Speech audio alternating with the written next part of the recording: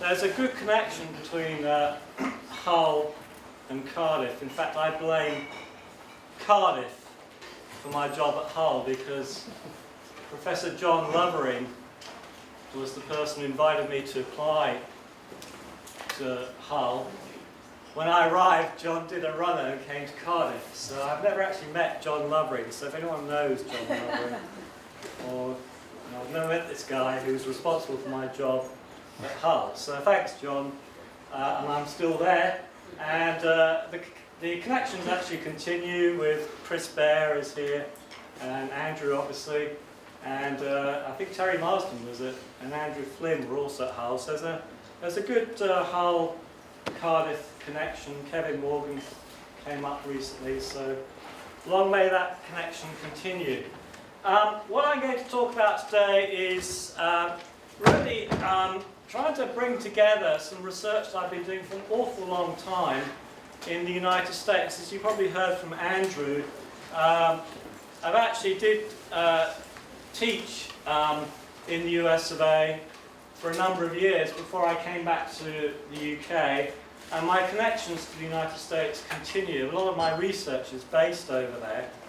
And increasingly, I found this concept of city-regionalism quite relevant to understand some of the issues that I've been looking at over the last few years. So what really I'm trying to do here is, the way I do my research, I've been rather amused by these debates about Ralph Miliband in the media, because Ralph Miliband has been sort of branded a Marxist by various people, but actually he's also been branded within certain communities as a positivist.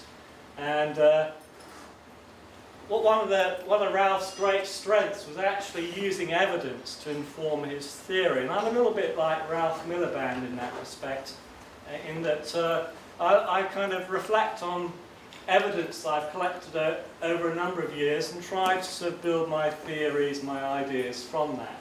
So whilst the front end of my talk is a little bit theory heavy, and I make no apologies for that, actually, and then I get into sort of the facts or the evidence towards the end of the talk, what you should perhaps think of it is the talk, actually the stuff at the end is really come first. It informs the way my thinking about things. And so there's a larger context to what I want to talk about today, and that is this term that we've been using quite a lot in political, economic and urban geography, the competition state.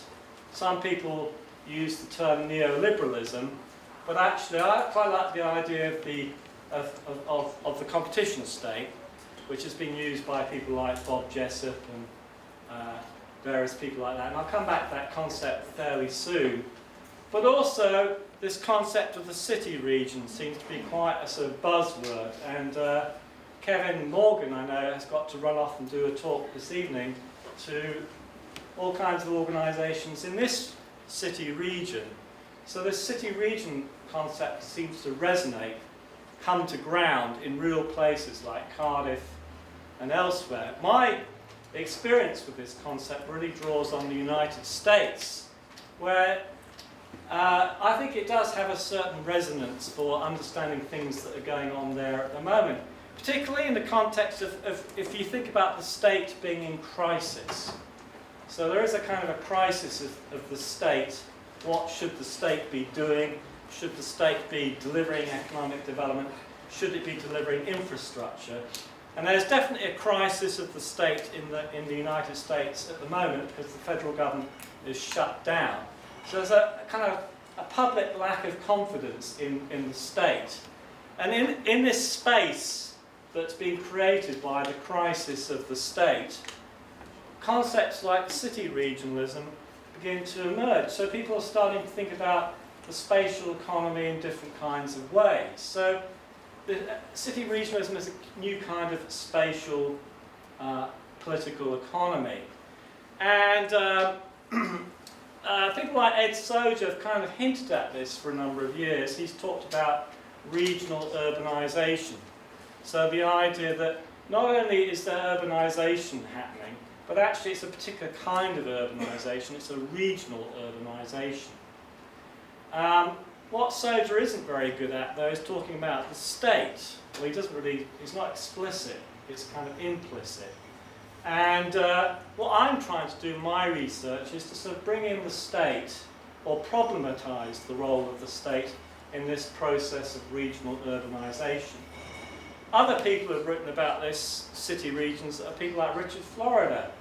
And they obviously get a lot of attention in their work. Just as an aside, Richard was actually on my PhD committee when I was in the States. And for a number of years I had him writing letters of reference for me, and now I've decided that's not a very good idea, so I no longer do that.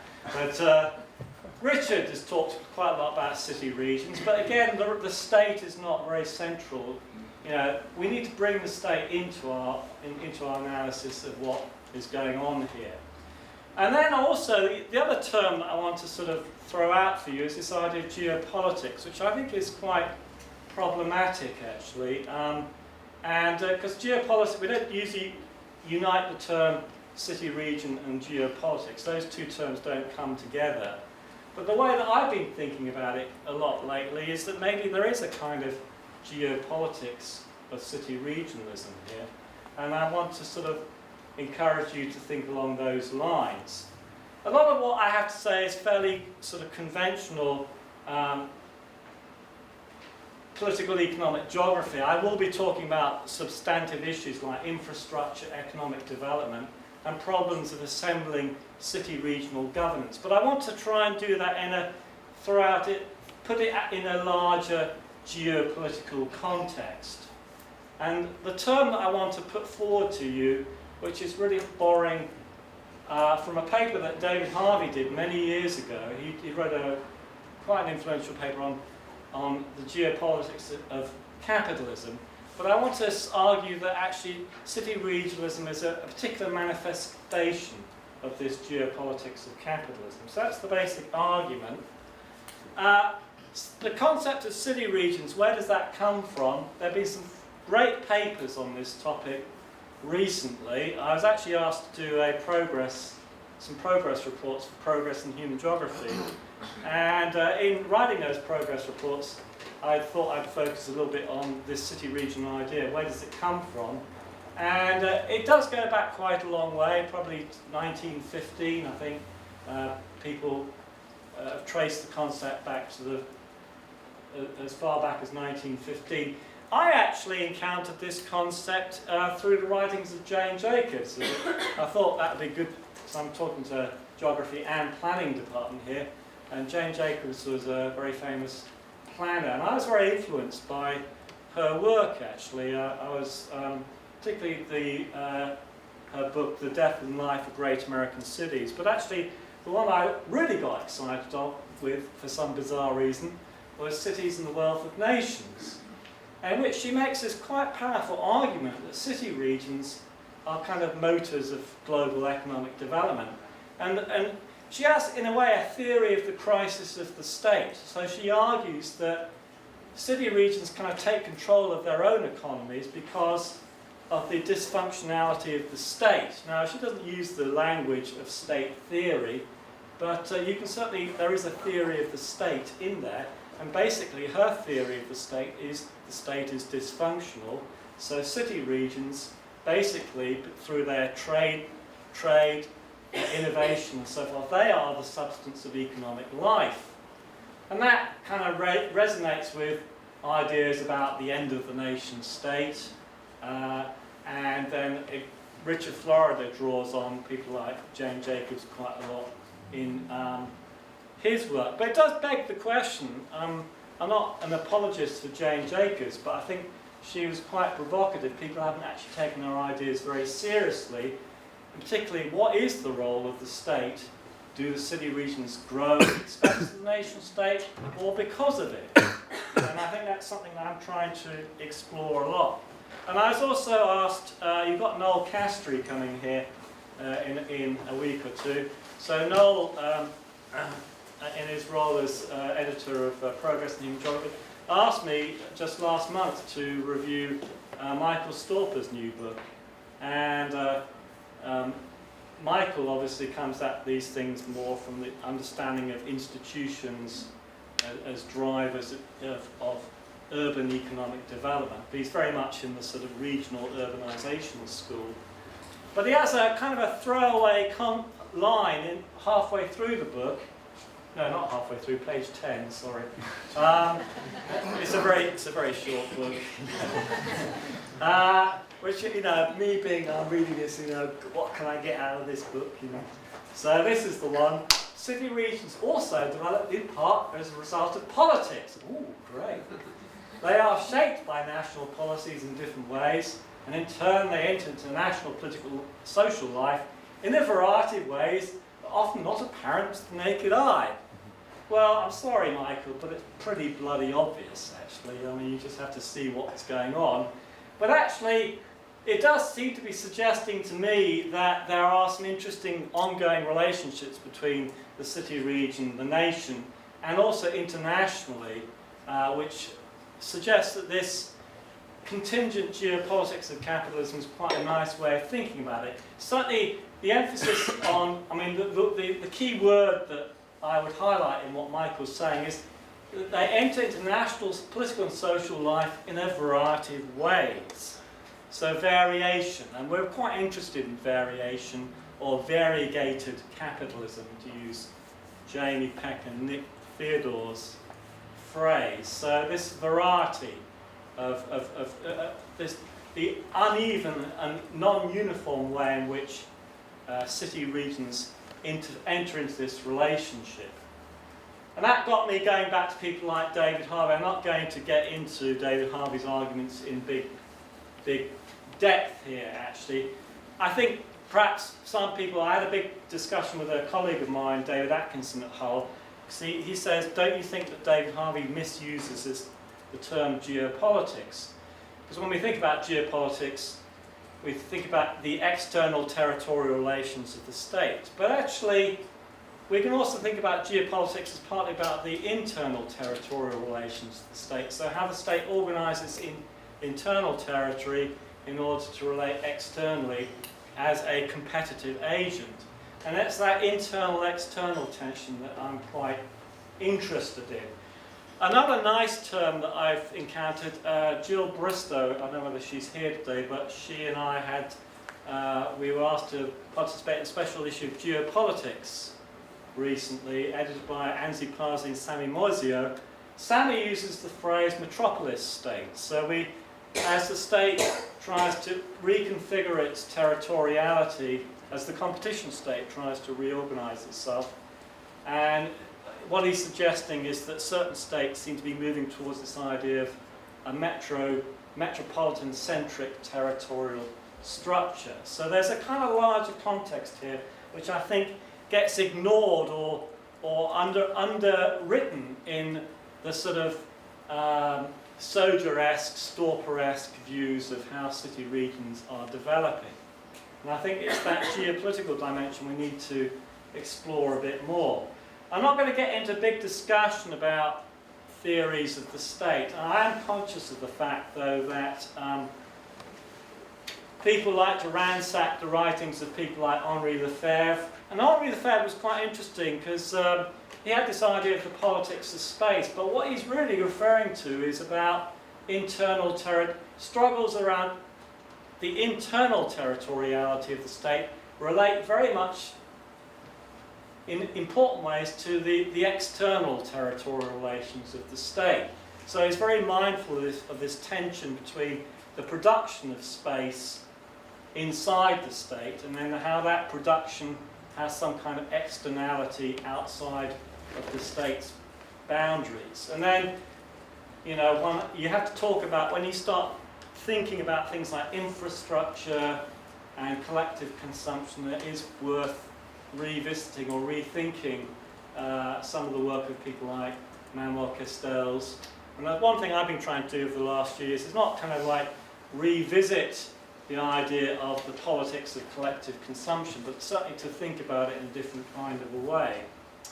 So these are the sort of things that I'm interested in, and in a paper that I've been writing with a PhD student of mine, Steve Hall, we've been trying to working through two aspects of the problem of assembling governance at the city regional scale. There is the sort of Harvey-esque argument about the production of a territorial fix, if you like. So part of the debate about assembling governance at the city and regional scale is a kind of seeking some kind of state territorial fix, creating institutions that enable competition to occur or empower the competition state to do what it wants to do. But the other aspect of this, which I think hasn't been researched very much in the literature, is the idea, and what we've sort of thrown out this idea, there's also kind of a spatial speculative fix going on here, that particularly with infrastructure, when you assemble financing for infrastructure, a lot of it is with a view to the medium to long term, about creating financing structures, private finance initiatives, things like that. These are highly problematic and highly speculative. So there's a kind of speculative element that's going on here. And sometimes in some cases, the state territorial fix comes first and the speculative spatial fix comes second. In other cases, it seems to be the other way around. So there's, again, potential for all kinds of problems and tensions. So these are the kinds of things I'm thinking about at the moment. There is a larger argument to this also about the geopolitics of infrastructure, because infrastructure is very kind of topical these days, and partly because part of it seems to be, it's not so much that people see infrastructure as a kind of solution to the crisis of capitalism. There's certainly a lot of talk about that. We need to invest in infrastructure. We need high-speed rail. We need an extra airport around London. So infrastructure is very much the way the competition state is rethinking its territoriality and searching for some kind of a fix. So it's very much part of the discourse. But also, it's actually something that's occurring at a higher geographical scale than simply the nation state. So there's actually a lot of pressure coming down from organisations like the OECD to really sort of get states to respond to the crisis of infrastructure provision. So, I mean, just to give one example, which I sort of pulled out of a hat, a report done by the OECD a few years ago talks a lot about this sort of the geopolitics, a global geopolitics of infrastructure under provision. So a lot of discourse around a crisis of infrastructure funding, a sense that there's been a huge underinvestment in all kinds of infrastructure, and that the states need to kind of do something about it. So this begs the question, this story seems to resonate in the United States, where I've been doing a lot of my research, and I think unwittingly, I hadn't really realised it until I began to think about these things in a sort of larger context. A lot of my research has been about infrastructure, and probably pretty boring stuff too, sort of funding of roads and freeways and things like that. And more recently, a lot about mass transit systems, because I think one of the things that you've got to try and understand is that the US space economy was very much, a particular spatial fix was created after World War II around spending on freeways and gearing up for the mass production auto-based economy.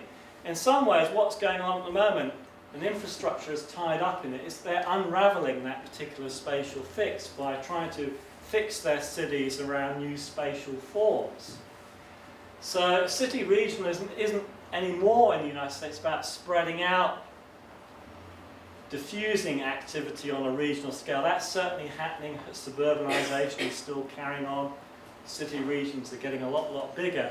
But it's also about re-centralising infrastructure, trying to retrofit their city regions through mass transit systems.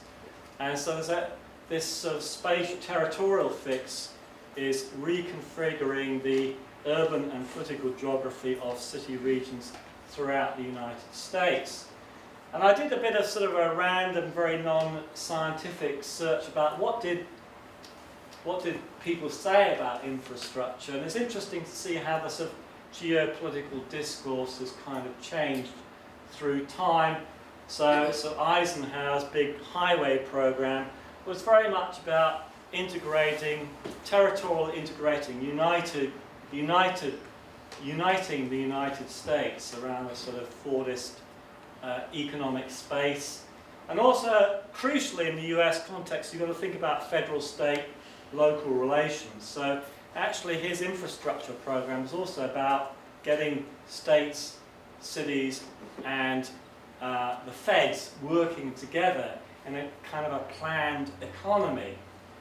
When you get to Reagan and people like that, again, they haven't quite got rid of this idea of the US as this integrated geopolitical arena, but the arguments begin to change. So as you start to try to leverage other sources of funding for your failing infrastructure, such as the gasoline tax, you have to make those a different kind of geopolitical argument. And then when you get into George Bush Sr., when a lot of privatization occurs in infrastructure and trying to sort of defederalize infrastructure funding, again, a different kind of geopolitical discourse. More recently, what's clearly happening is that the ante is being upped. So a lot of the justification for infrastructure spending is now framed in terms of this idea of the competition state. So Barack Obama, rather worryingly, was talking about ports in around the Gulf region, and I think people confuse that to the Middle East. He's actually talking about the Mexican Gulf. But anyway, he was talking about let's work together in terms to resolve these problems. Otherwise, the jobs are going to go elsewhere.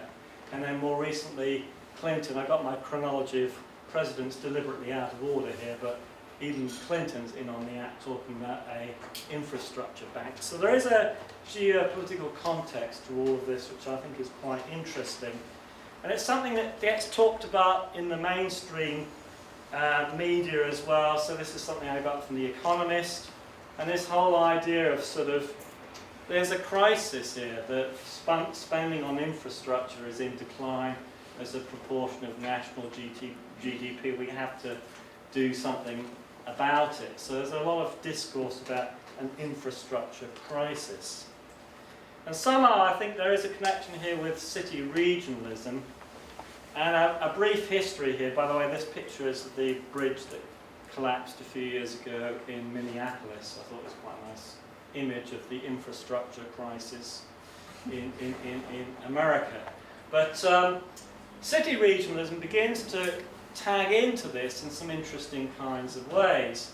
I'm not going to get into a long, convoluted history here, but certainly this, I think the term city-regionalism doesn't resonate quite so much in the US as it maybe does here, but regionalism certainly does, and metropolitanism certainly does. So there's a kind of a language, certain terms are being used here, and particularly in the 1920s, people did talk about metropolitanism, but that was getting cities and suburbs to cooperate on basic highway funding projects. The 50s, it was very much about leveraging federal funding into your city urban renewal programs, which destroyed a lot of central cities and ushered suburbanization. But that was an infrastructure funding project. Then the distributional consequences of that are US metro areas become segregated by race. Environmentalism becomes more important as an issue. So you now begin to see infrastructure tied in with environmental projects and programs, and environmental impacts of infrastructure spending will need to be taken into account. So there's an interesting part of the changing geopolitics of city regionalism in the United States is about how the environment becomes part of the driver for city regional initiatives. The thing that I've become very interested in is the new regionalism, and to use a phrase by John Hickenlooper, who's the current governor of Colorado, he coined the term collaboration for competition, based on his experiences of Denver, which I'm going to talk to you very briefly about. But I think it's quite a nice idea. So this idea of the competition state, that you collaborate, and the new regionalism is about collaboration for competition. But the debate has ratcheted up even more intensely in the last couple of years because of the crisis of the federal government. I'll just give you one example of this, just to give you a break from listening to me. You can listen to Bruce Katz and Jennifer Bradley, who work for the Brookings Institute, and they've done a book called The Metropolitan Revolution, where they're talking about this new civic regionalism. I lost the cursor, excuse me. So you can listen to this for just a minute.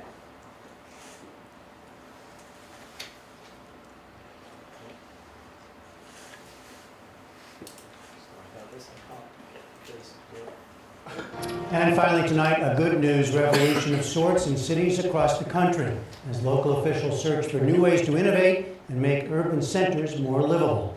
Judy Woodruff has our book conversation.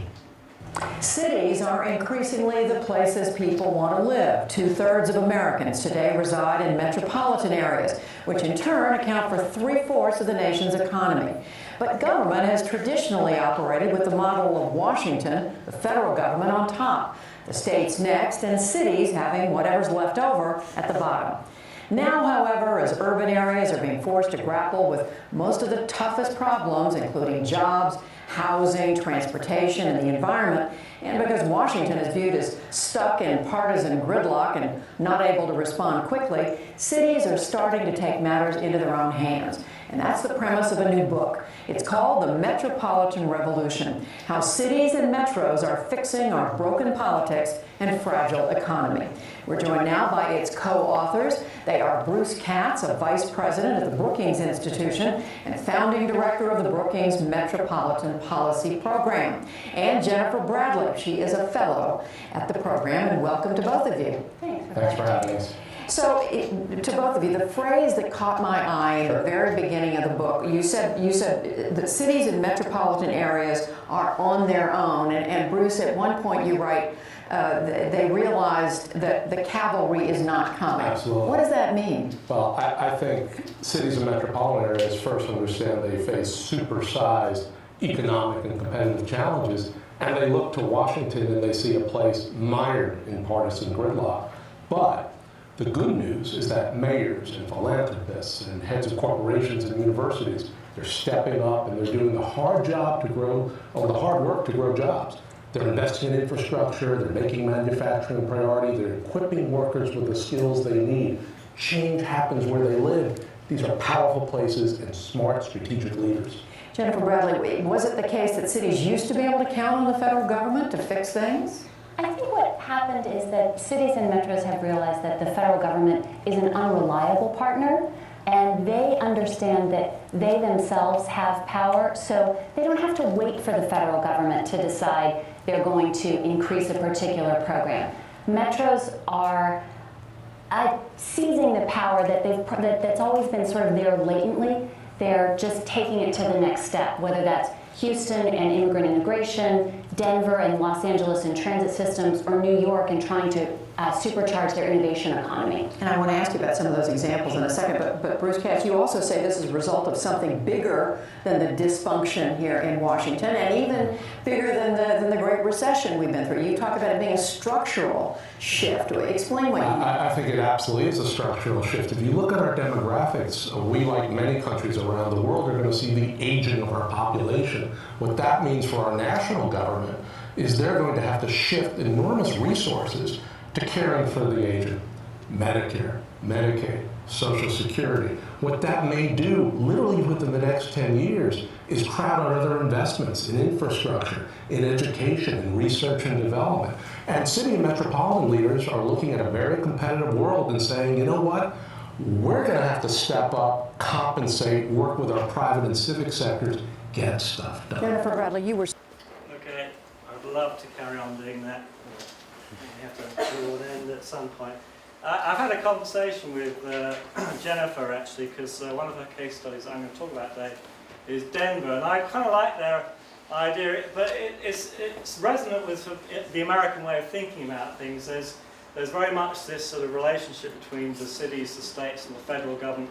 There's no sort of global context to what they're talking about. But I think it's a nice idea. They really get to the heart of the way policymakers, planners, economic development folks in the states think about these things. They do think about it as a kind of new relationship with the federal government, and they see themselves as the leaders, the actors driving forward these new kinds of arrangements that are occurring, these metropolitan and city-regional arrangements, which are occurring in the context of this crisis of the state. So it turns out that a lot of my research has really been focusing around this. The other part of this is this term new regionalism, which is widely used and abused in geography. There are people who call themselves new regionalists, but actually new regionalism is a real movement in America to, if you like, empower metro areas to engage in new relationships between business, civil society, and local governments, including special purpose districts, to try and tackle some crippling governance and economic development problems. So, and there are people out there who are real sort of new regionalist ideologues, people who work in consultancy organisations and so forth, and try to bring together metropolitan players, mayors and other organisations into these new regional collaborative arrangements. So I've been looking at case studies of these new regionalist arrangements, and I think they are actually new city regionalist arrangements, because what they are trying to do is to sort of level the playing field rather than suburbs and outer parts of the region sort of being very much looking to the central city as shaping what's going on. These new arrangements are trying to level the playing field in terms of how power and infrastructural issues are allocated across the city region. So I thought I'd just talk about a few examples, and this is where I said that actually these examples come first, the theory comes second in my way of thinking. But this is where these ideas are coming from. So over the last few years I've been in quite a lot of work in California, Boston. I also want to talk about Detroit. It's a very interesting story because I've just written a paper with my PhD student Steve Hall, and he's been looking at Detroit and Denver, which is one of Jennifer Bradley's examples. And with colleagues Andy Getz, who's a professor of transport geography at the University of Denver, we just finished a big project on regional collaboration in Denver. In terms of when I get money to do this, I get rejected by the ESRC, so I go looking elsewhere for my funding. So Nuffield, British Academy, and various other organisations. So just a few examples to kind of give you some sense of how I think this contingent geopolitics is playing out. My first example is, I think, where some interesting connections or reconnections are being made between environment and economic development, particularly in Southern California. It's a vast region. There's massive infrastructural projects going on.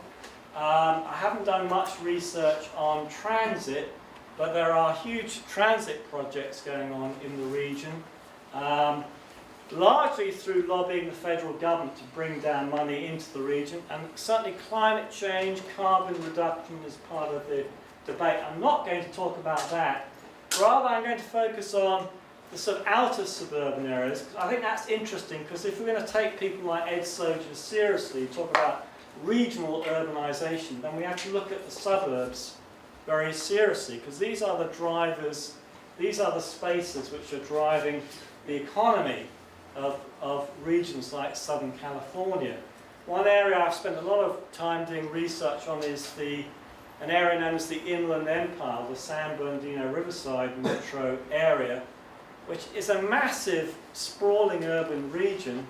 It's very much part of Southern California, but has a very, very different identity. And it's expected to increase by 80% from 1.9 million over the next 20 years or so. But the thing that's been interesting is the crisis of infrastructure. The state of California is in major fiscal crisis.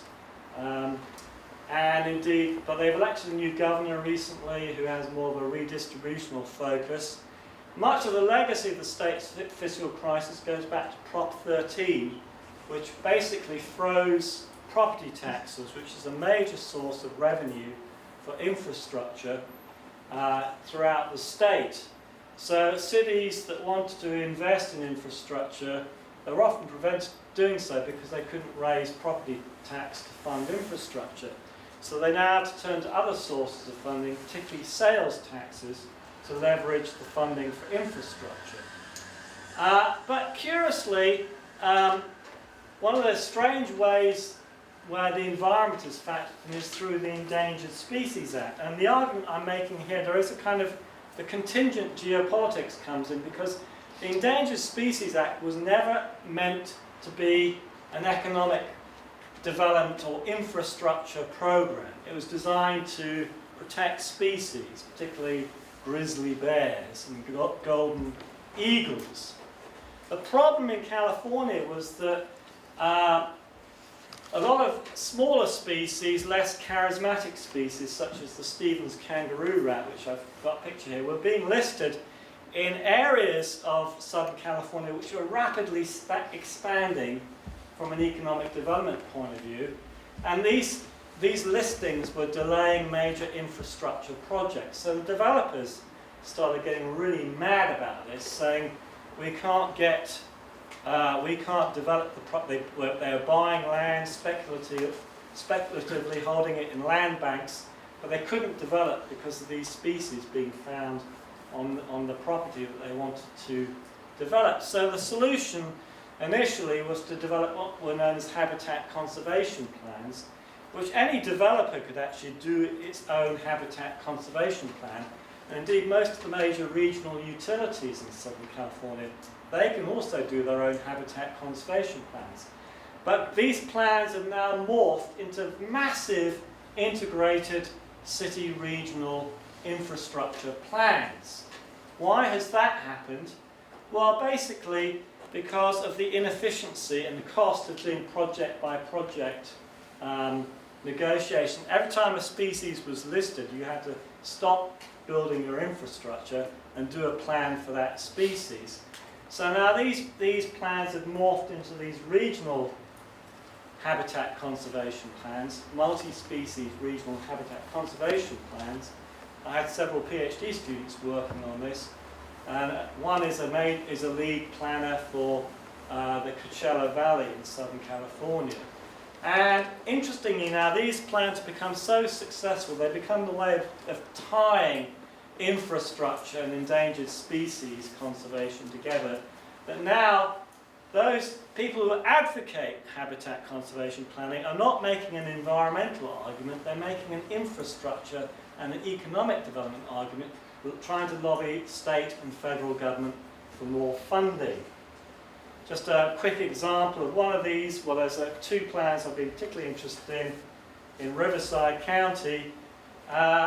Again, interesting link between developing these conservation plans. The only way that you can get infrastructure funding to build roads and to develop property is you have to sign up to one of these regional conservation plans. And if you do that, then you get Measure A sales tax funding to allow you to proceed as a developer. In the process, land does get set aside for endangered species conservation. So that is the first example of the contingent geopolitics of city regionalism in the United States. The second example I just want to talk about briefly is Boston. I think Boston's quite an interesting case study because we've had some important geopolitical events associated with the region recently. But what what these events seem to suggest is there still remains a very Boston-centric view of the region. And one thing that's happened alongside this sort of Boston-centric view of the region is the growth of new partnerships in the outer parts of the Boston City region to try and deal with the state's infrastructure crisis. So one thing I've been doing over the last few years is following the development of an organisation in the I-495 region, which has emerged explicitly with an agenda to try and lobby for extra funding to improve regional transportation, regional transit and the road system. So it kind of challenges this sort of federal-centric view of Boston. Again, an interesting kind of debate here as well. Again, this is where infrastructure gets tied in with other kinds of issues, particularly affordable housing, because like many high-growth regions, this is now suffering a crisis of housing affordability, and particularly for entry-level workers in the workforce. And there's been an undersupply of entry-level housing, mainly because developers will be building single-family homes.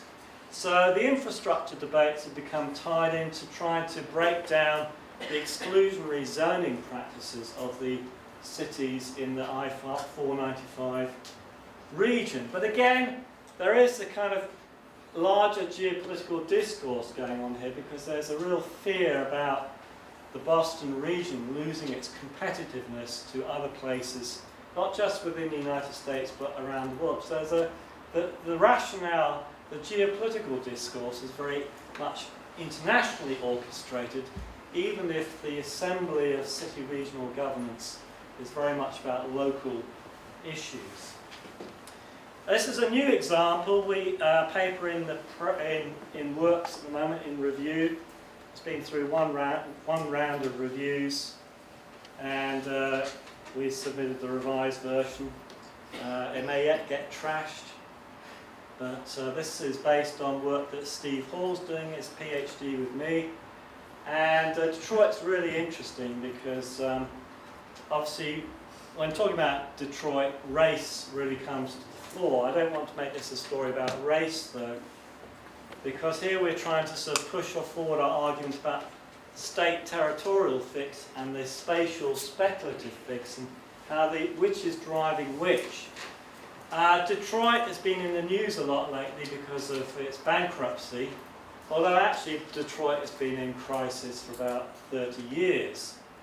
But at the same time, and perhaps we didn't hear much about that over here, was that Governor Rick Snyder also signed legislation to set up a regional transit authority between Detroit, Wayne County, and 2 or 3 other counties, particularly to the north of Detroit. This is the 24th attempt to set up a regional transit authority since the so-called race riots of 1967.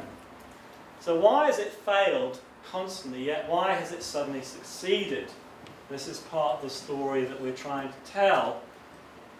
The reasons for its failure historically is being put down to race. But we want to argue, whilst race is important, particularly the reluctance of the surrounding suburban counties to fund a transit system, particularly bus transit, for African Americans who live in Detroit. Race is part of the story, but actually what has really driven it is the profound fiscal crisis of every single city and county in the regional, in this city region. So it is a crisis of city regionalism, and a fiscal crisis of the city region, and not just a crisis, or not just about race, is what I'm trying to say. And so in our research, what we're looking at is, of course, whilst public attention focused on Detroit's bankruptcy, actually most of the surrounding counties are in serious financial difficulties, because in the American political economy, most suburban financing is through the property tax, and the subprime mortgage crisis really hit municipal property taxes. It certainly hit Detroit because Detroit lost 1 million people to the suburbs. But if you've got your tax base primarily based around the property tax and your housing market collapses, Detroit has already had a collapsed housing market, so in relative terms it was a smaller impact as compared to the surrounding counties. So how do then the counties leverage money to invest in mass transit? So the new regional transit authority, because it comes with federal funding and other goodies, it becomes if you like, a speculative fix as well as a state territorial fix to their own fiscal crisis. So this is the new Regional Transit Authority of Southeast Michigan. And interesting, the politics of this is working out in interesting kinds of ways. Steve did a bus ride. You can only get a bus. The bus stops at the city and county boundaries, so you can get a bus from the Rosa Parks bus station in downtown Detroit to the Detroit City line. Then you have to get off that bus and get onto the suburban buses. So you don't really have an integrated transit system. But what they are trying to do is build a commuter rail, the M1 rail system, which is kind of a high-speed rail to get commuters into the city. And there's a bunch of redevelopment projects going along these transit corridors. So again, downtown development interests in Detroit are really trying to speculate on the future dividends of land use development around these high-speed corridors. My fourth example, I throw this one in simply because it's one of the ones that's highlighted by Jennifer Bradley and Bruce Katz in their book, but actually I've been doing a lot of work on it over the last few years with Andy Getz. And it's a really interesting story about Denver and how Denver has kind of really taken on board city-regionalism in a really big way. And basically, if you don't think, act and talk regionally in Denver, you're not going to get the goodies, you're not going to get the infrastructure funding, you're not going to get the economic development. How did this happen? Well, one of the crucial moments was the creation of an organisation known as the Metro Mayor's Caucus in 1993. So there's an interesting story about that. And then I want to tell a story briefly about light rail. So geopolitics again, if you went to Denver in the 1970s, you would just see a lot of fighting between the cities and suburbs. This is a quote from one of the suburban mayors. We will fight Denver in all ways possible, like Poland did when Hitler decided need more land. We will fight until they are bloody as a bull's hock. This is a quote from a suburban Denver mayor about Denver's attempt to annex territory and expand and also engage in regional infrastructure projects.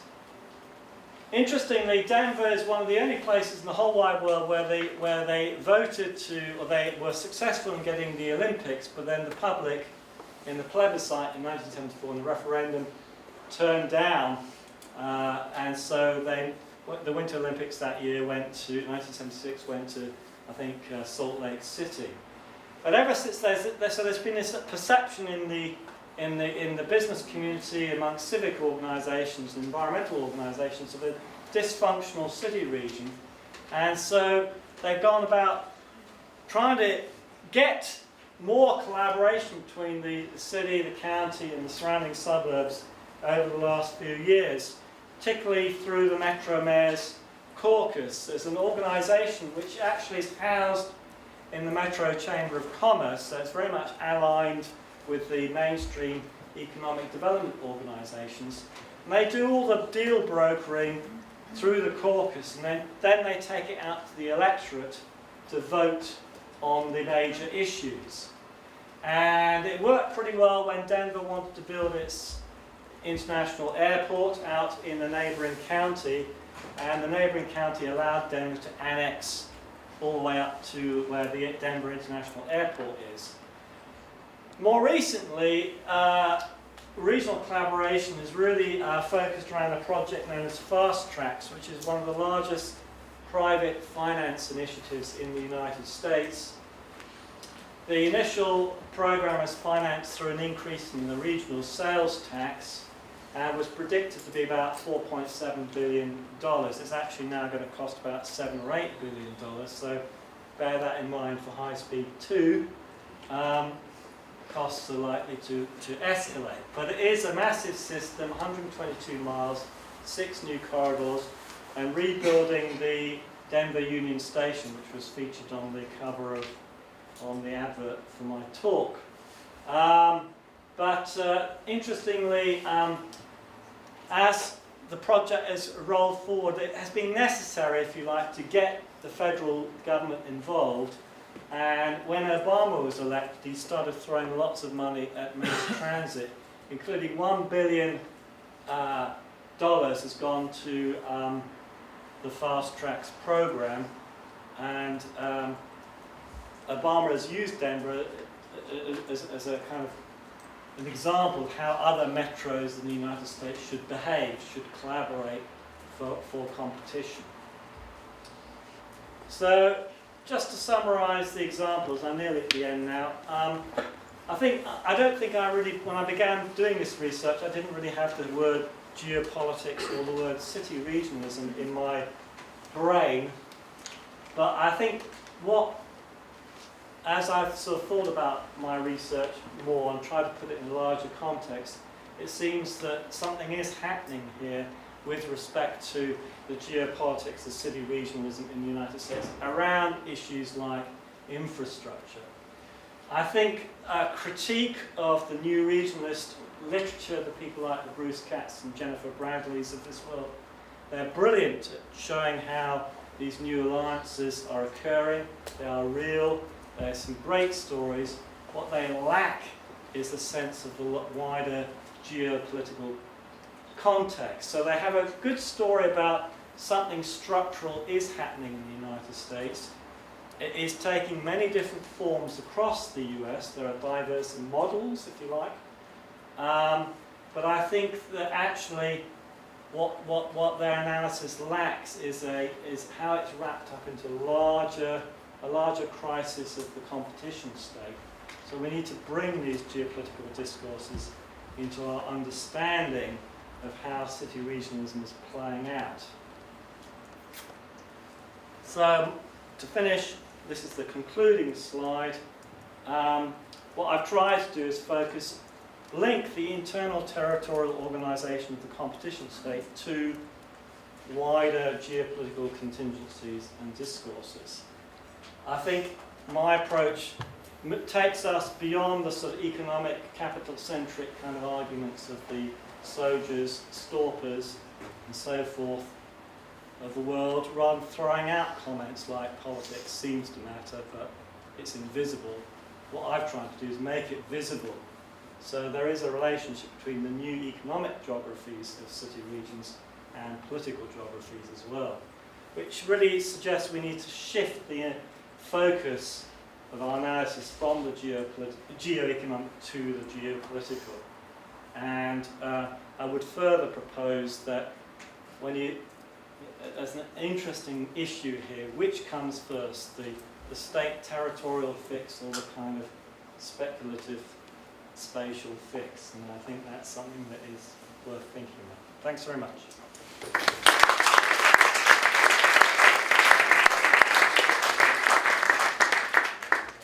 Thanks, Andy, for that very insightful talk on US city-regionalism and how it's driven by highly specific and variegated local processes and has an effect on global territoriality as well.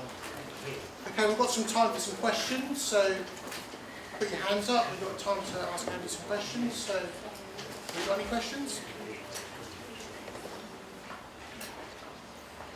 Come on, let's get some questions. Justin? Andy, I guess I'm interested there, I'm pretty much a novice to this subject, I have to admit, but I'm interested in the extent to which some of the case studies that you talked about, you've obviously got these cities facing their regions, but the extent to which they're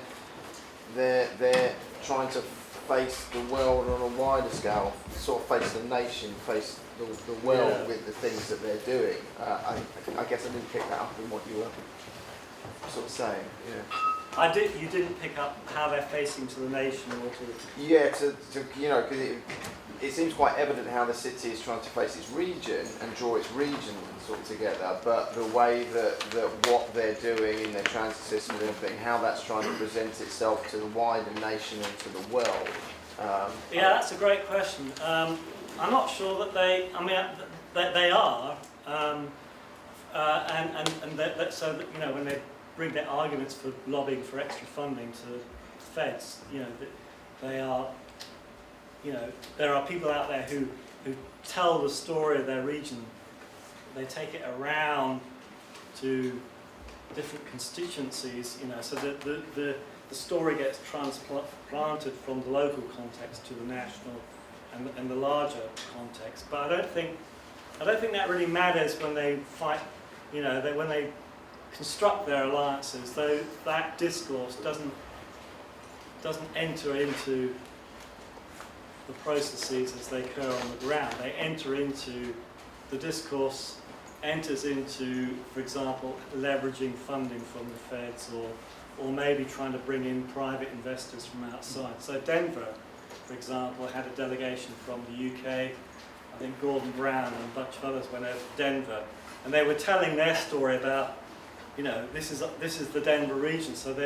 But it is to a particular constituency. It's not to their local constituency. So those national and international discourses are not relevant to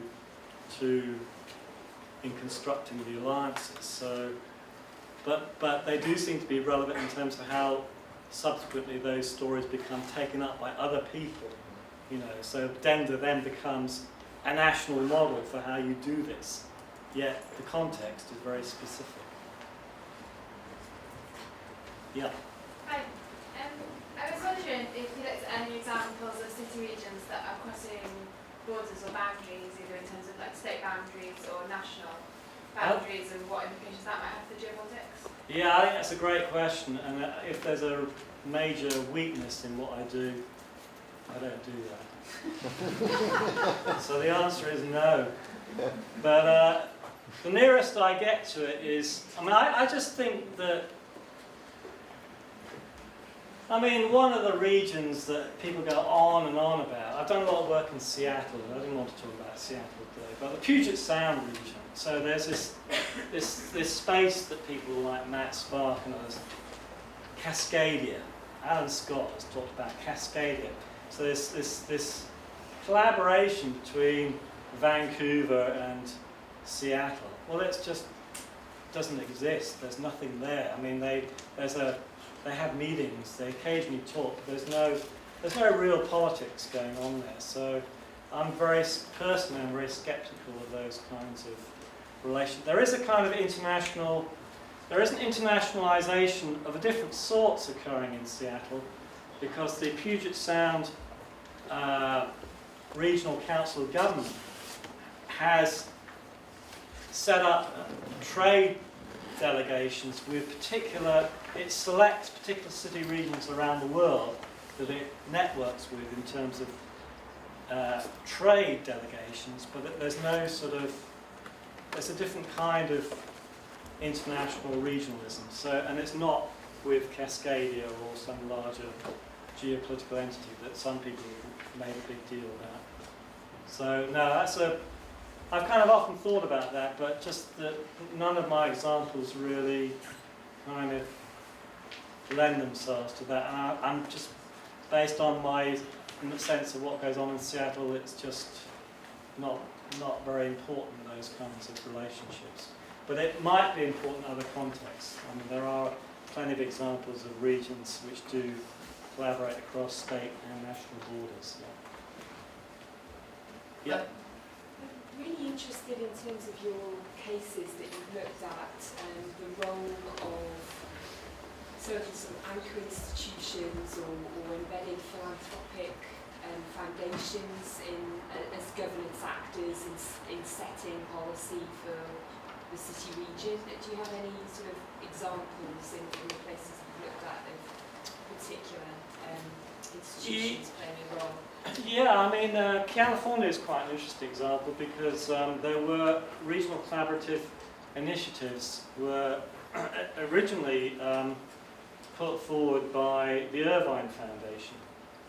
And I did a paper with Stephanie Pincel, which is in political geography, where we talked about the new regionalism in California and the role of the Irvine Foundation. The problem with that, again, is that whilst there's been a lot of, in fact, Stephanie and I are thinking about writing a paper about it, because climate change, I did a thing about new regional alliances in climate change. So there are some of these regional collaborative initiatives which were set up originally by the Irvine Foundation have now morphed into regional collaborative initiatives for climate adaptation. And Stephanie is doing a lot of work in Southern California on that issue. The problem is that a lot of those organisations are very anti-state. You know, they are governance in the purest sense. Okay, so we use this term. You know, if you look at them, you can look at them from a Foucault type perspective of governance in its purest sense, but they really, every time they try to then translate their governance projects, or they take their governance projects into a state arena, then the projects just completely fall apart. So it's a lot of, again, it's a lot of good talk and funding and whatever, but not a lot of actual real politics that occurs with it. And the Irvine Foundation is really the whole regional collaborative initiatives that the Irvine Foundation was involved in. A lot of them were just drawing on existing business networks rather than trying to create new networks. So that's a great, interesting question, yeah.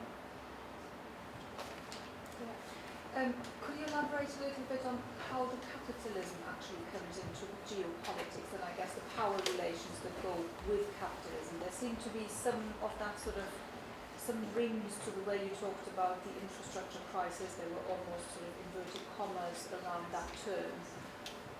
What is the role of the relation between capitalism and those geopolitics?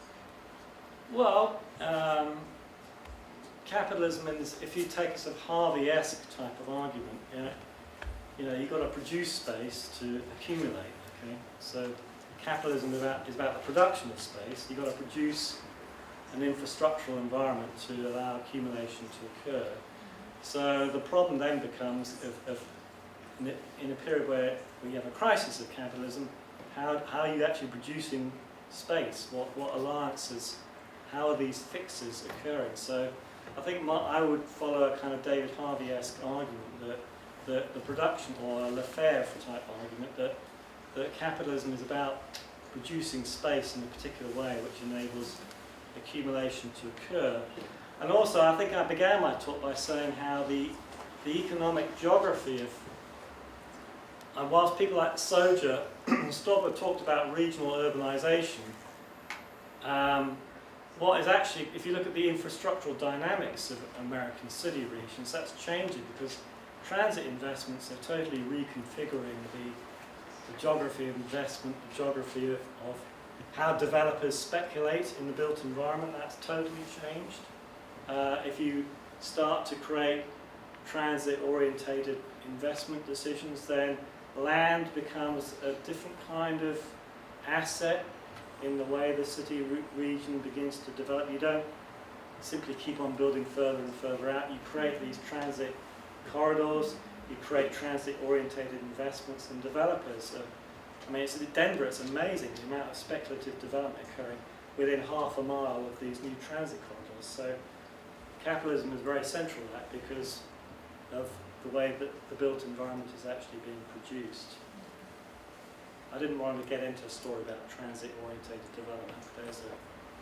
The transit-orientated development is a massive accumulation strategy occurring in a lot of cities like Denver perhaps in Detroit in the next few years. Other questions? I've got one, Andy. Yeah. How can the US example of, say, contingent city-regionalism be applied to the UK, can it? I'm thinking in the context of the UK has seen a lot of central infrastructure funds going to certain city regions. The obvious one is London and the South East in light of the Olympics. Yeah. So I just wondered, has there been any reactions to this in other city regions in the UK? I haven't thought about the UK context too much. There's Steve Hall in his PhD is writing a little bit about that. I think things like the City Deals initiative would be an example where there have been attempts to bolster certain city regional financing and infrastructural capacities to draw down or empower certain city regions. So it is a selective kind of, the politics of that is mapping out in some quite interesting and different ways. So certain city regions seem to be being strategically selected as places where you throw a lot of money at them. And so I'd say there's a different kind of geopolitics, but I don't really have a sense of how that's playing out very strongly. Do you have any other questions? Okay then. The next innovation and engagement event will be What's Hot and What's Not, Trends in Development Thinking. That's next Tuesday, and that'll be Professor Duncan Green, who's a Senior Strategic Advisor to Oxfam. So I'll just wind it up now and just give Andy another round of applause to thank him for coming all the way from Hull to give this presentation.